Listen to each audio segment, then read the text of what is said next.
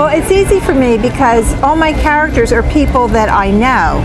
For instance, in this Italian story, the story is about 6 generations of women in my family, beginning in Ascoli Piceno, Italy, a little town in the Apennine Mountains.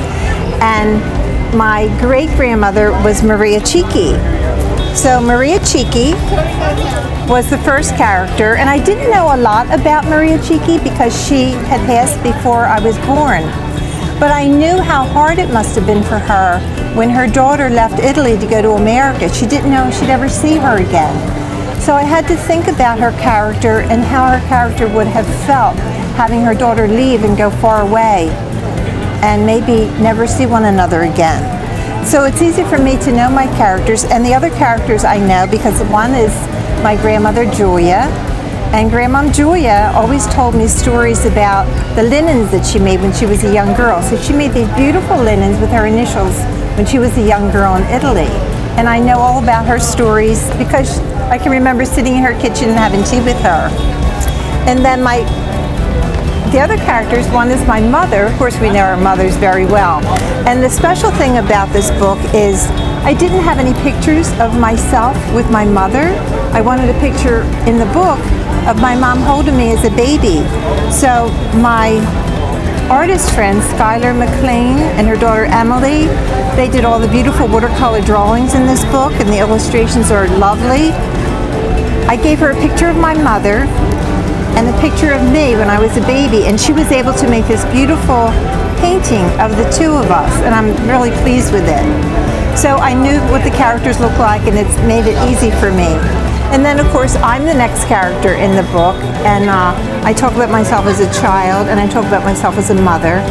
And then my daughter Julia is the next character in the book, and she's a lovely girl, and I wanted to portray her as a bride taking these beautiful linens that my grandmother had made and taking them to her home when she got married.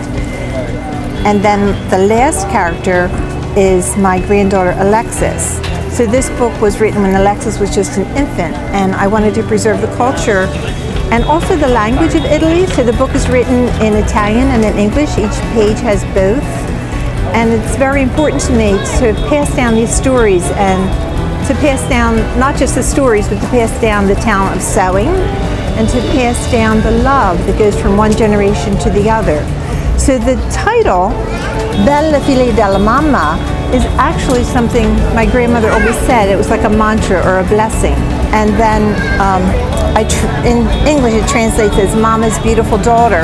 But it means much more than that. It means you're not just your mother's beautiful daughter, you're a part of her, and she's a part of you. And I feel like I'm a part of the generations that came before me, and I feel like my daughter and granddaughter are part of me, and we're all connected. So you have the beauty of your mother, and you have so many gifts from your mother that we want to treasure and carry on.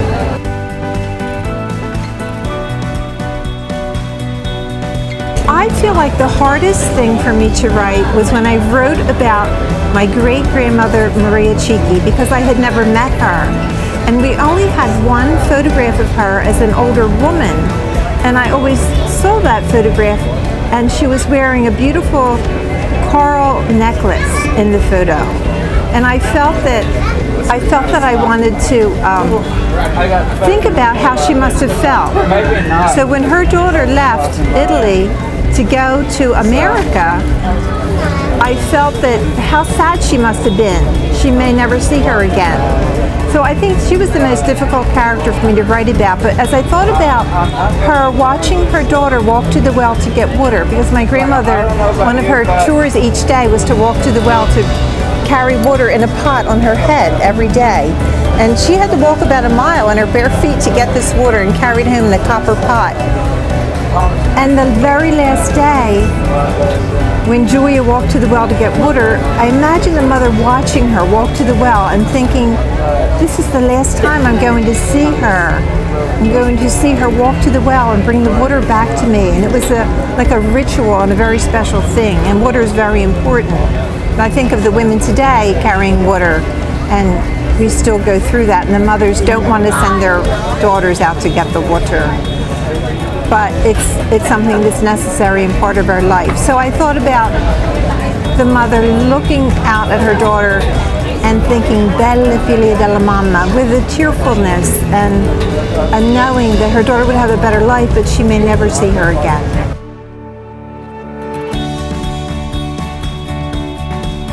I am Lorraine Haddock, and I have 2 books I wrote. One is a bilingual Italian book, Belle figlia della mamma, and the other one is The Duck Without a Quack. They're both true stories that I've written, and they're childhood stories. They have beautiful illustrations. This one, the illustrations were done by Gil Balbuona, and this one, the illustrations were done by a mother and daughter, Skylar and Emily McLean. And if you want to find my books, I have a website, www.brightideastogo.com, and I also have a Facebook page under Bright Ideas to Go. And I think you'll love the Facebook page and the website. I talk a lot about Italian things and Italian people and Italian food. And people who read my books love my books. And this one brings tears because there are so many mothers and daughters. You don't have to be Italian to love this book. If you're a mother or a daughter or an aunt or a grandmother, you'll love this story.